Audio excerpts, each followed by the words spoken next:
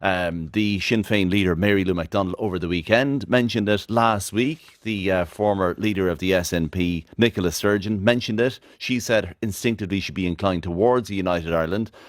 It's not long before the public has a say in if there is a united Ireland or not, according to Mary Lou McDonald over the weekend. Patrick Murphy, good afternoon.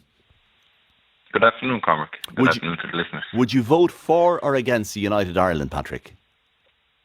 Oh, I'm an Irishman, so Ireland is 32 counties. Yeah, I'd vote for an Irish Republic. Yeah, why not? Ian Paisley Jr. would be described as an Irishman by many as well, and I'd say he'd vote differently. Yeah, but he's not for a united Ireland. He wants links to a foreign country and ruled by a foreign country, even though he has Stormont and we're meant to be co-ruling. But no, look, I grew up with the stories of Ireland and the history of Ireland, and yeah, I don't see anything wrong with that. We have a united Ireland rugby team, and I would like to see a united Ireland football team, but I don't understand why anybody can't understand when you look at the map that Ireland is an island nation of Ireland, and why shouldn't we be united? But we've had this situation for over 100 years. It's the political reality we have right now, I suppose some people would say, Patrick. And why change it? Why change it now? Well, they say, humanity and the history of the planet is basically a blink in time.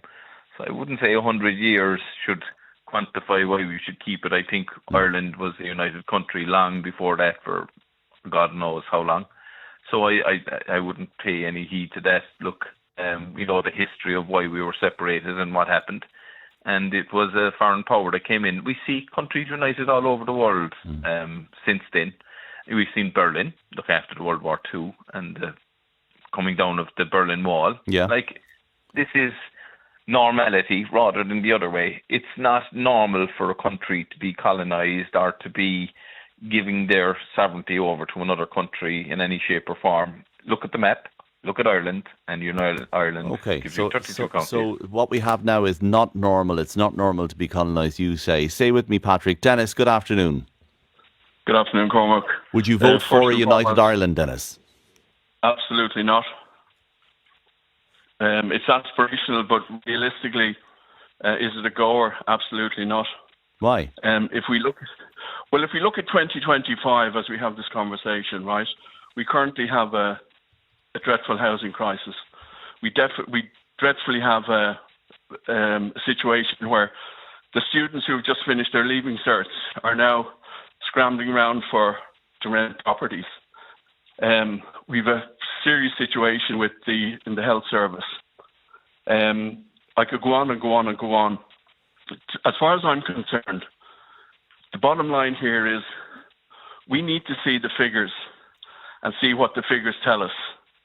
Now, if we can't sort out our own problems in the 26 counties, how are we going to sort out adding an extra 6 counties? Okay, so let's sort the South first before we move on to United Ireland. Stay with me, Dennis. Vincent, good afternoon. Would you vote for United Ireland, yes or no?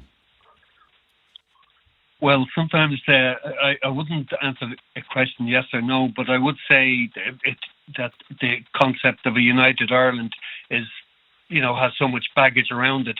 But I would like to see the island of Ireland united politically and culturally, as we were in the Gaelic League, and when Eoin MacNeill, the head of the Irish Volunteers, was then head, and when Douglas Hyde, our first president, a Protestant, was head of the Gaelic League. At that time, all the books will tell you that we were a united country culturally and politically. So I think nowadays the reality, and in fact, somebody mentioned 2025.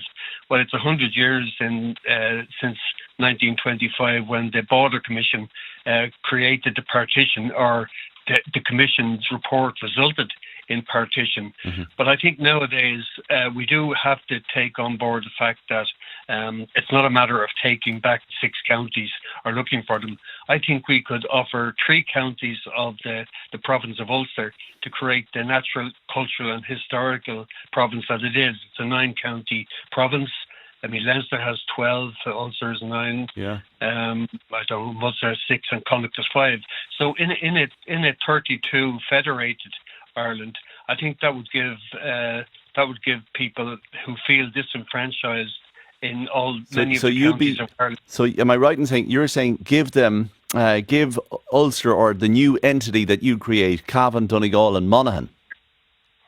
Yeah, that would create a more viable political entity and would also give a chance to do what the men and women of 1916 wanted to do, to address the inequalities throughout the island. Yeah, give them over to where, Vincent? Oh, well, it's not a matter so much as giving, so much as creating an Ireland united by hearts and by culture, rather than that this is ours and that is theirs. I agree. It is one unit of land on an island, but I mean, I've travelled the world. That doesn't mean that a country has to be united. Yeah. We are geographic. Dennis, you want to get in there? Cormac, who's going to pick up the tab for this? Well, in the 32-county federation, I think we've a better chance, and we have people like yourself who I'm sure would prepare to work for a future for the children of Ireland, rather than have the divisions or fight old battles. Yeah. I saw. But who pays for it? Who pays for it is the point that Dennis is making. Who pays for it? Oh, the citizens of the federated country of 32 counties. Of course, we pay for it. How do they pay for it? I just how said do they that. Pay for it? The money instead. How do they pay for it? But Sorry, Cormac, can you come in? No, hang on a second here. How do we pay for it is a point that Dennis is asking. Patrick, you want to get in? And if more in they come to 51551, I'll bring in more voices in just a second. But Patrick, who pays for all of this? We pay for it. And we have a country that has so much money, we're putting in billions into rainy day funds. This is about management. We have a fantastic island nation, surrounded by sea and water with riches. Of course we can pay for it. We are looked at the envy of Europe. 1 second, I didn't interrupt you. 1 second. Sorry. We are looked at it by Europe as being one of the most richest countries. We are bringing people in from all over the globe. Of course we could manage an extra 6 counties. We have an economy that's, we're told, is booming. And then why can't we bring in the next 6 counties? That, to me, is a nonsensical argument. Okay, Dennis. We must wait until we're richer before we can allow to bring back the 6 counties. It's a nonsensical, you mentioned that it's a nonsensical argument. I guarantee you, when you put the figures in front of the Irish people, they will get a serious shock in terms of what this is going to cost. A serious shock. Why? Year one cost, according to a recent study by DCU of a United Ireland, year one cost €3 billion, reaching break even within 9 years. There you go. I'd be quite honest about it. We have more problems down 26 counties that we need sorting out. It's as simple as that. I know, but you mentioned the cost. Idea. You mentioned you mentioned the cost, Dennis. Is that too much to pay for United Ireland, do you think? I'm just wondering how they've arrived at these figures. I'd love to scrutinise the figures.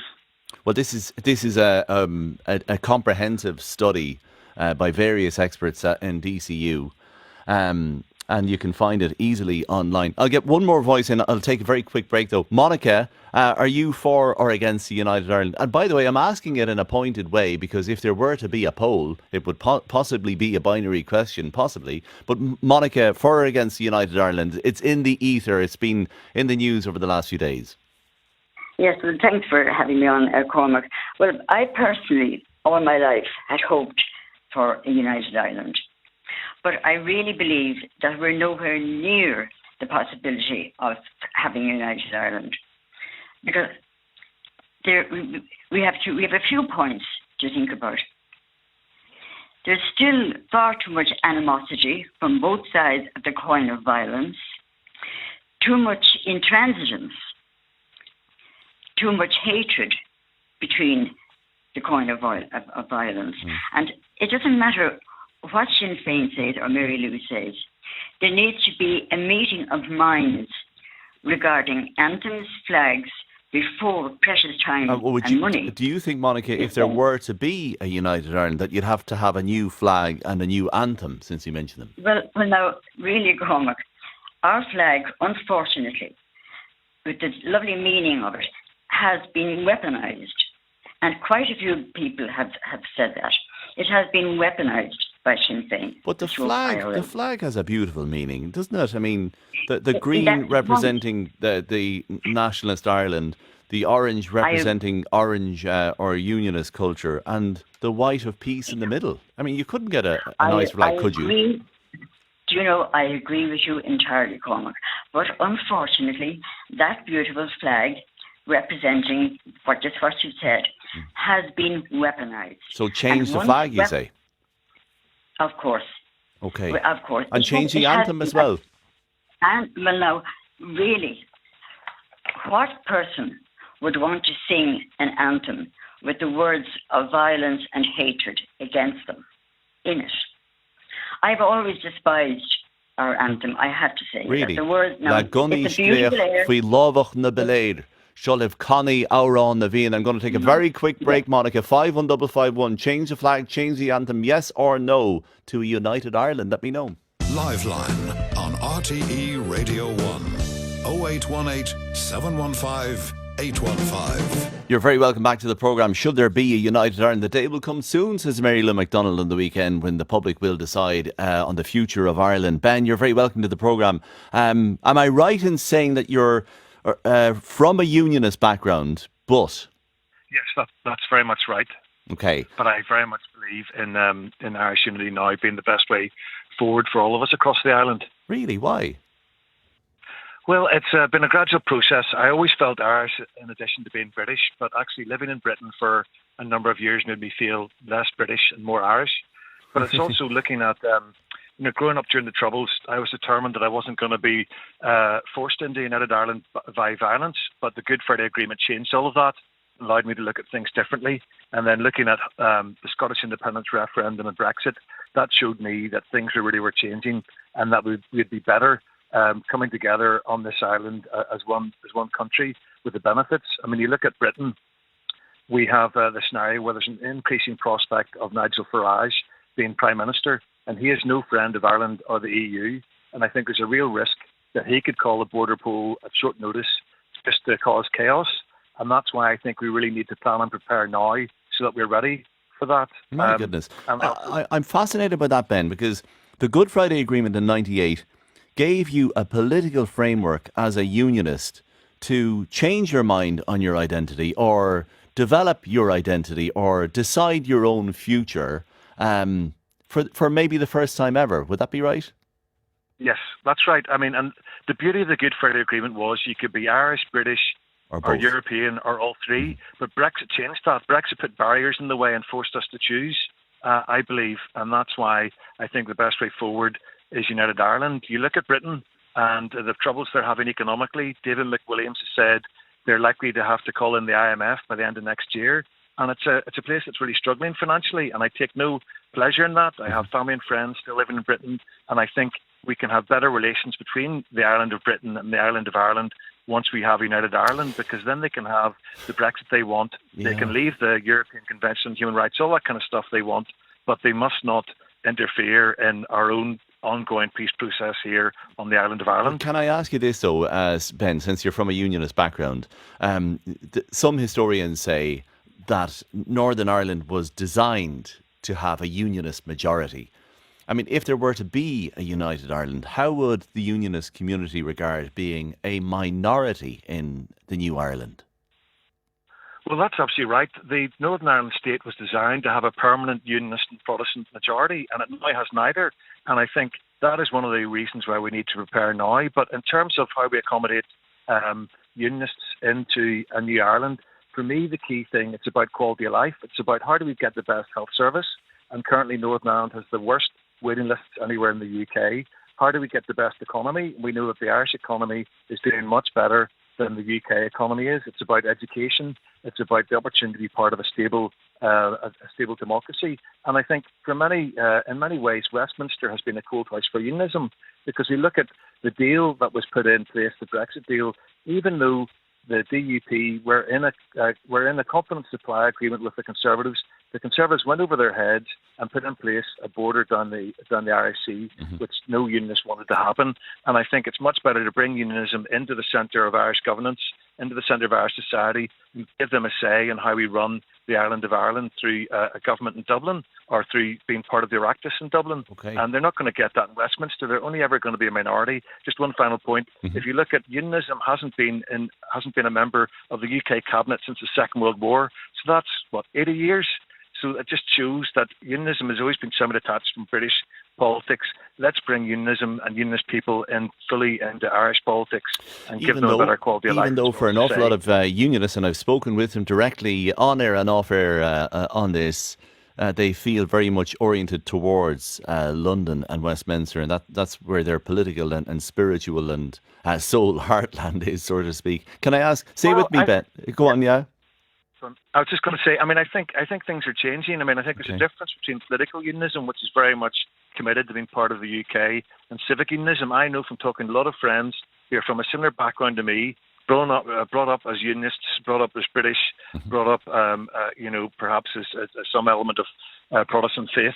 But increasingly people are looking at a different way forward because we've been frustrated that the Good Friday Agreement helped to give us a peace dividend, but really the economic dividend has only been felt by the Republic of Ireland. Well, it's a really intriguing view, I must say, Ben. I'll have to take a very quick break. Stay with me, 51551. Liveline on RTE Radio 1, 0818 715 815. Huge response to this as well. Ben, from a unionist background, believes now that maybe the best way forward is a united Ireland. Sharon, you're very welcome to the programme. Hi, how are you? Not too bad. Do you agree with Ben? Do you know, mine is purely selfish. I love Belfast. I love the culture. I love the people. I love the atmosphere. I would hate to lose that over any political agenda. I would miss it. I get out of Dublin to have a break, and there is nothing nicer than Belfast, and I hope we don't lose that, whatever happens. But hang on a second, you wouldn't be, surely you'd be gaining it in a united Ireland. Are you for or against United Ireland? It becomes part of our government, my last. Sure. I'm sorry, but let's say it as it is. No, don't touch it, leave it, it's great. Sharon, are you saying, Sharon, that if we gained a united Ireland and had Belfast under our control, we'd muck it up? Is that it? Absolutely. I love it. What do you love about Belfast? And I go to have a break. It's so different. It's just so different. I hope it doesn't change. I really do. Really? Ben, have you ever heard that rationale before? It's a new one on me. It really is. But no, look, I think what we're talking about here is a new Ireland where we celebrate all the diversity from across the island. And I think that's the best way forward. But there are real practical reasons why, if we come together as one country, we can do so much more together in economic terms. But even if you look at things like immigration, we can manage immigration much better if we have a united Ireland, because currently we have two states on the island with taking different approaches. We had a British Prime Minister, Rishi Sunak, who was boasting about the fact that because of the Rwanda scheme, people were bypassing the UK and going on in the Republic of Ireland via Northern Ireland. Okay. Well, after United Ireland, we'll be able to control everything on the sea. Well, can I say this? And I know I'm cutting across you, but time is against us. Thank you so much for your nuanced views.